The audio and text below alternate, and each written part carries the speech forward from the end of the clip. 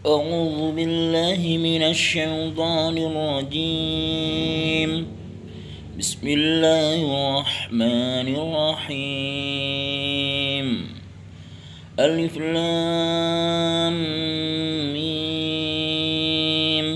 ذلك الكتاب لا ريب فيه هدى للمتقين الذين يؤمنون بالغيب ويقيمون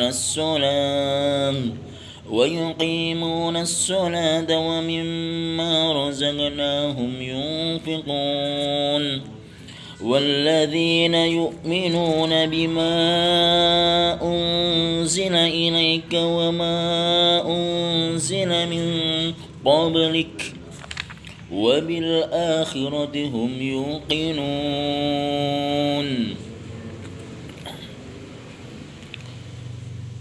Alhamdulillah wa syukur wa ni'matin la haula wa la quwwata illa billah. Ikhwani muslimin mukminin rahimakumullah.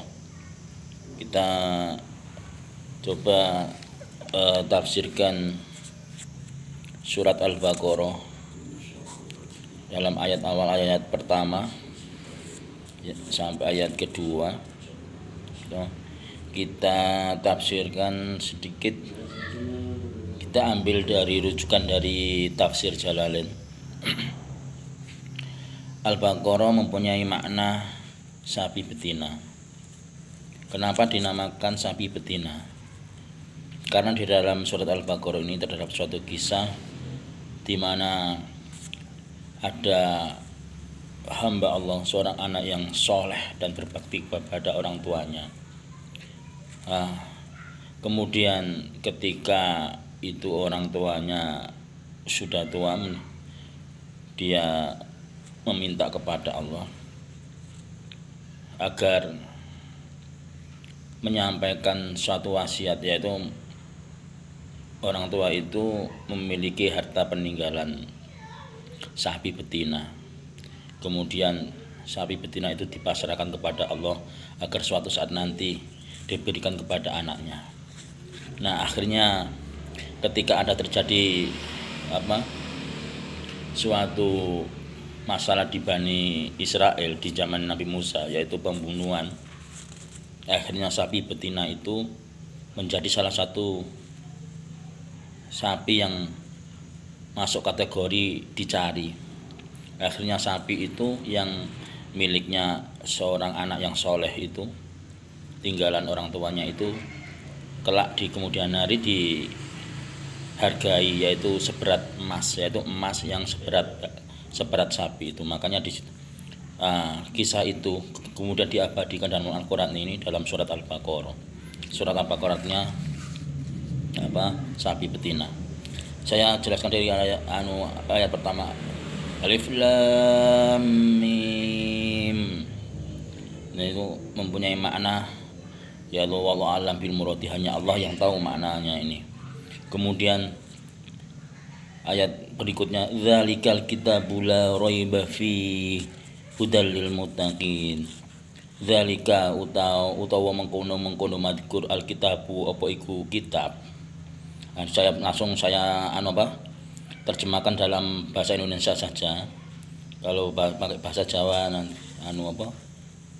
supaya gampang dicerna, pakai bahasa Indonesia saja ya. Dzalikal kitabu la raiba fi, yaitu kitab ini, kitab Al-Qur'an ini tidak ada keraguan di dalamnya. La raiba fi, tidak ada keraguan di dalamnya. Hudal lil muttaqin, hudal lil muttaqin adalah petunjuk bagi mereka yang bertakwa. Itu hudal lil muttaqin, petunjuk bagi orang-orang yang bertakwa. Maka di mana gini, bahwa kitab ini, kitab Al-Qur'an ini adalah suatu mukjizat terbesar. Nah, untuk apakah Al-Qur'an ini? Yaitu petunjuk bagi mereka, bagi orang-orang yang bertakwa. Nah, dari Al-Quran ini itu diturunkan sebagai petunjuk bagi orang-orang yang bertakwa. Kemudian siapakah orang yang bertakwa itu? Siapakah orang yang bertakwa itu? yaitu dijelaskan dalam ayat berikutnya. Dijelaskan dalam ayat berikutnya. Alladzina yu'minuna bil ghaibi wa yuqimunas shalah. Alladzina yu'minuna bil ghaibi wa yuqimunas shalah.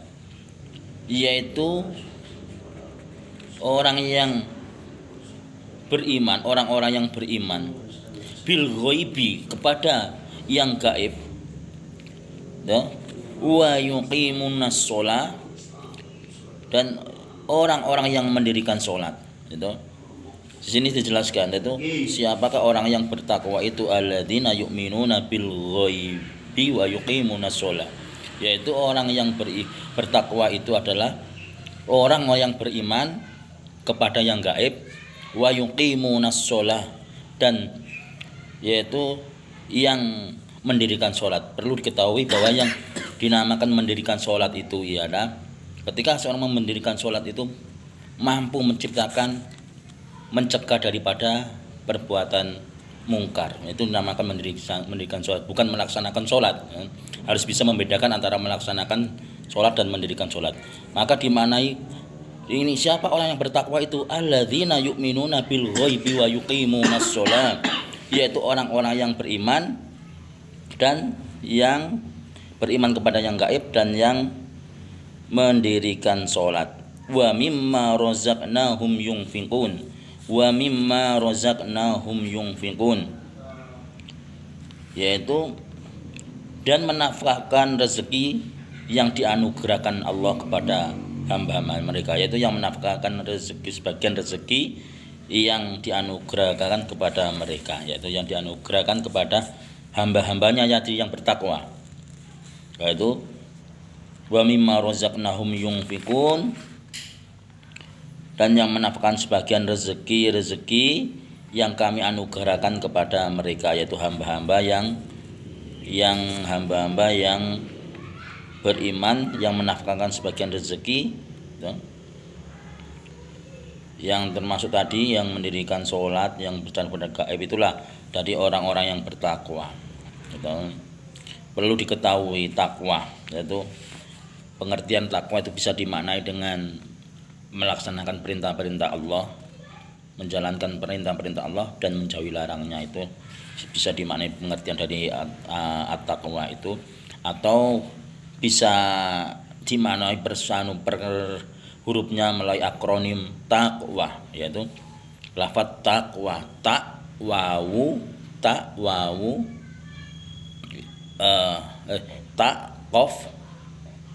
qaf wawu ya. Taknya itu tawadhu, qafnya itu qanaah, wawunya itu akronim dari warok, warok yang meninggalkan barang subhat, yaitu menghindari haram dan subhat.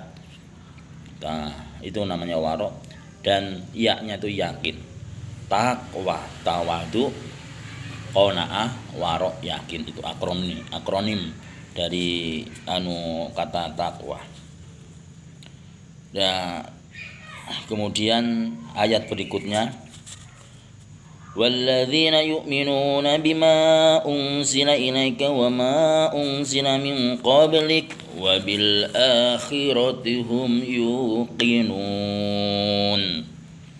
yaitu dan mereka yang beriman kepada kitab Al-Quran yang telah diturunkan kepadamu dan kitab-kitab yang telah diturunkan sebelummu, serta mereka yakin akan adanya kehidupan akhirat. Maksudnya, dan mereka yang beriman kepada kitab-kitab yang telah diturunkan kepadamu dan kitab-kitab yang telah diturunkan sebelummu, yaitu bahwa kitab-kitab Allah itu ada, ya termasuk ada Zabur, Taurat, Injil, kitab-kitab sebelum nabi-nabi dulu. Kemudian ada mushaf suhuf yang diberikan Nabi Adam kepada nabi-nabi, utusan Allah, Rasul utusan Allah itu menerima mushaf itu, termasuk kitab-kitab yang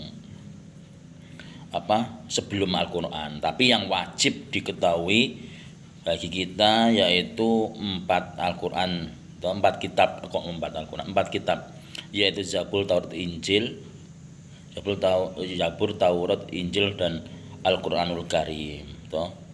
Ini yang kitab sebelumnya itu, yang sebelum Al-Qur'an itu. Wa bil akhirati hum yuqinun.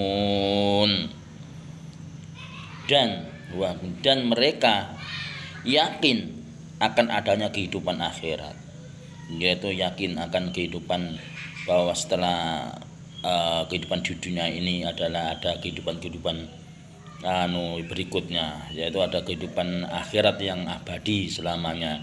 Tapi proses menuju kepada kehidupan akhirat itu jalan masih panjang, karena ketika berpisahnya jasad